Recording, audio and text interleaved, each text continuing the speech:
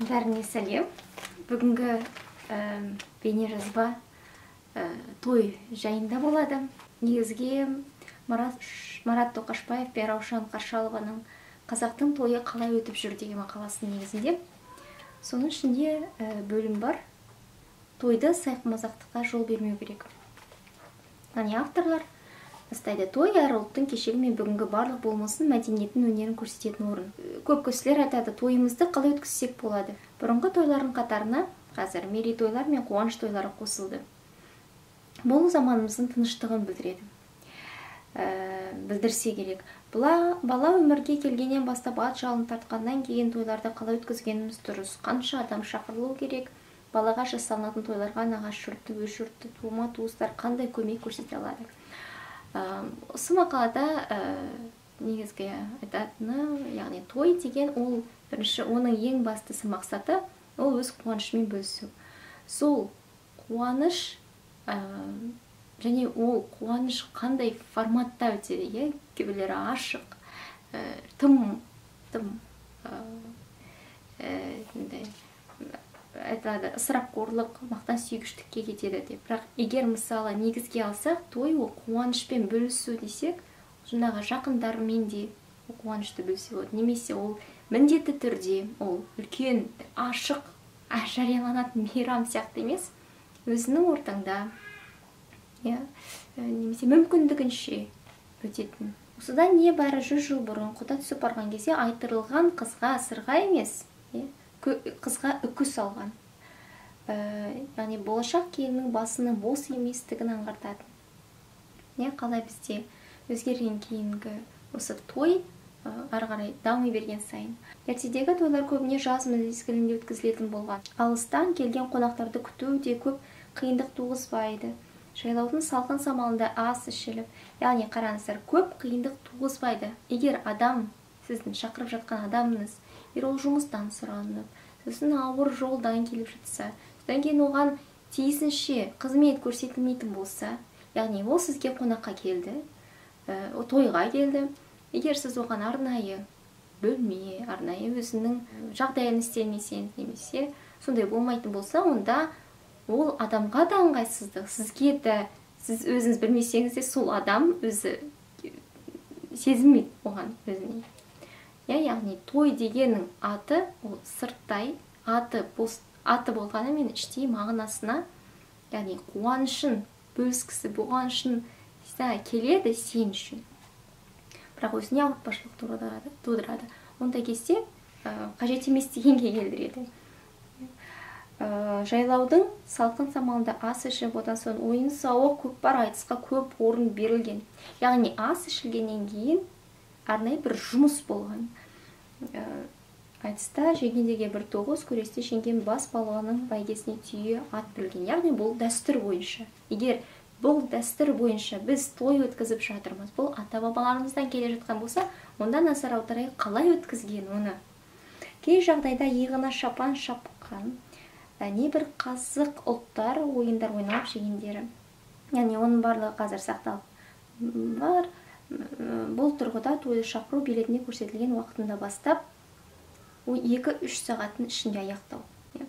Ал бүгінгі тойларымыз негізінен сағаттап отырып тамақтанудан, одан соң негізінен қонақтардың тілектерін тыңдаудан тұрады. Расында өнерпаздардың өнерін тамашалайды. Реформа қажет дейді. Яғни өзгеріс қажет қазіргі тойларға. Бұл тұрғыда тойды шақыру билетіне көрсетілген уақытында бастап 2-3 сағат ішінде аяқтау. Яғни қазіргі заманмен байланысты, қазір уақытпен байланысты біздің. Егер біз 19 мен сол өткен ғасырлармен салыстыратын болса, қазір әрине екі түрлі адамдар, қазір барлығы да көпсі жұмыс дейді, жұмыстары таңертең кешке дейін шаршап, үйге келгеннен кейін жұмысқа сол тойға барады. Сол тойдан сосын түнге дейін сонда болады да, сосын келіп сол тойған мен келеді жатады. Оның астында жаңағы балалар егер болса, олармен тілдесе ме, не болды, қандай білім алынды, сабақта не болды деп сондай бір нәрсе күнің қалай өтті сырласам, ол белгісі. Той ағайын туыс, ет жақын жора жолдаспен қуанышыңды бөлісетін шара болғандықтан оған шамадан тыс көп адам шақырудың қажеті жоқ. Меніңше тойға ең жақын тумалар мен жақын достардан тұратын 60-70 шақты адамды шақырса жеткілікті. Той қонақтарының санын ықшамдау керек, сонда бәрі де үнем болады уақытты тойға кететін шығынды. Бүгінгі күні бізді қатты алаңдатыны ол ысырапшылдық. Яғни мүмкін болса фуршетке айналдырған жөн деп авторлар ұсынады. Дастарханда 6 салат тұрса, соның біреуін ғана жейсің.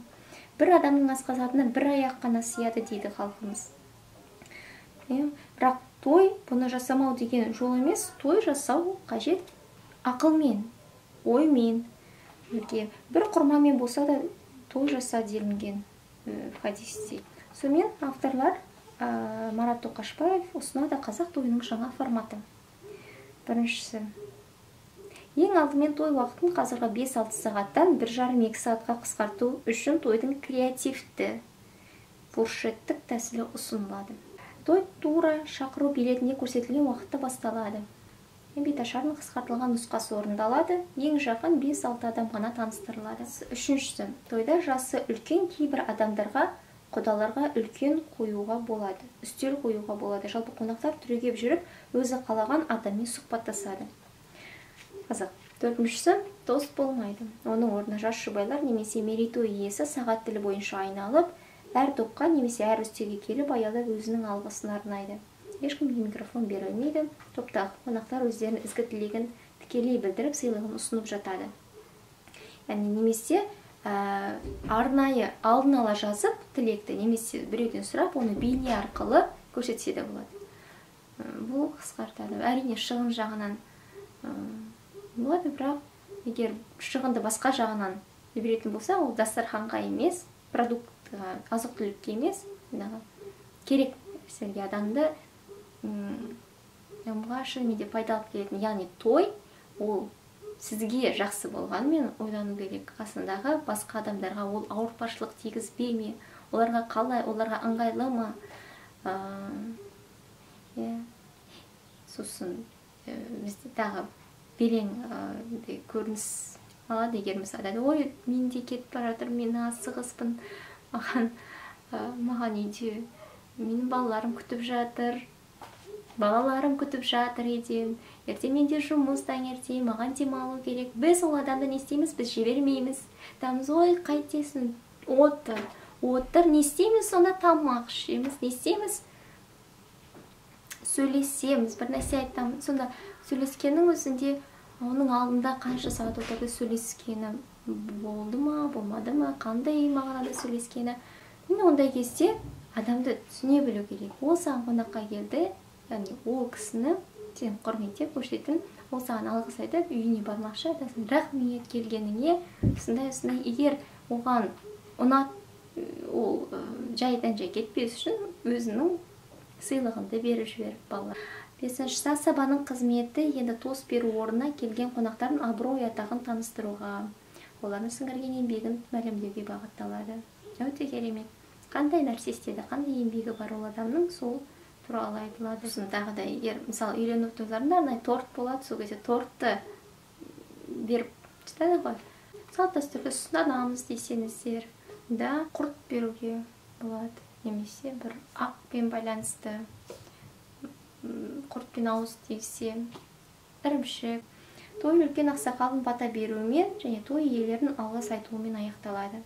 Аса салтанатты ұйымдастырылған той 120 минутта, әрекетсіз 150 минутта аяқталады деп соңында айтады. Тойдың бұл жаңа тәсілі арқылы тойға кешігу жойылады, той уақыты қысқарады, уақытты бағалау артады, адамдар бір-біріне жақын бола түседі. Тост айтудан құтыламыз, және тосттан гөрі біз іске көбінесе өтеміз. Жұлдыздарға тәуелділік келмейді, міндет орындалады. Яғни ең басты міндет ол қандай? Тойда өзінің қуанышымен бөлісу және келген адамдармен сол қамқорлық, жылылық деген бәрібірде адами қасиеттер, ізгілік, бауырластық, сондайлар сақталады. және тойға қатысты емес, күнделікті күндерде қонақтар келген кезде оларды ең басты олар мұқтаж нәрсе ол бір-бірін көрісуде,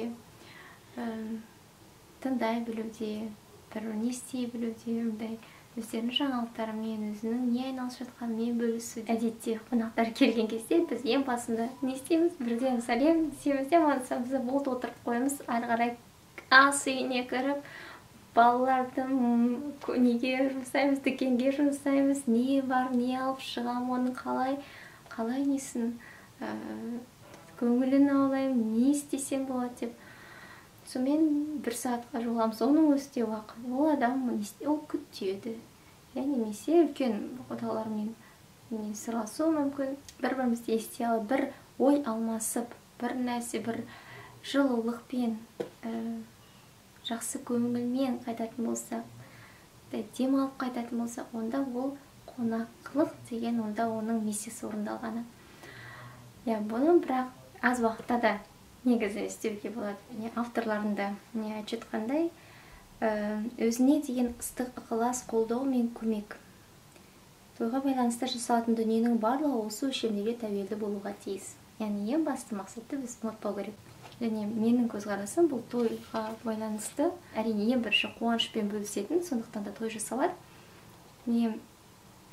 Тойға деген қазіргі көзқарас өзгеру. Біз 19 ғасырдағыдай қазір кез емес, қазіргі уақыт басқа, қазір уақытты үнемдеу деген, қазіргі қойылатын талаптары басқа. Әлемге қарайтын болса, біз қазір әлемге шықтық. Әлемге деген не болып жатқанын білеміз.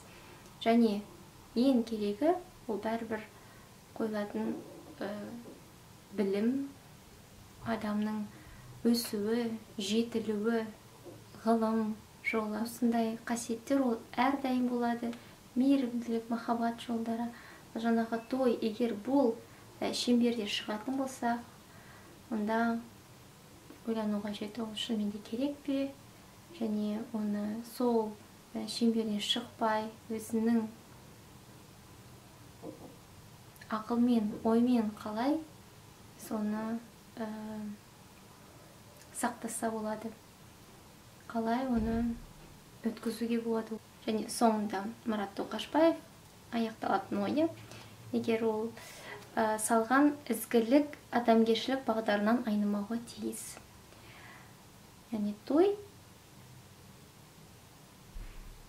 ол жақсы, егер өзінің мағынасымен, өзінің мәнісін жоғалтпаса, адами құндылықтардың шеңберіне шықпаса, онда ол жақсы. Ал егер шығатын болса, өзгеге ауыртпашылық кері әсерін беріп жатса, қоғамға, айналаңа, жалпы өзіңе де ауыртпашылық келтіріп жатса, онда оған тойға басқаша көзқараспен қараған жоқ. Тойға шынымен де қуанышын бөлісу үшін үлкен дастархан керек пе?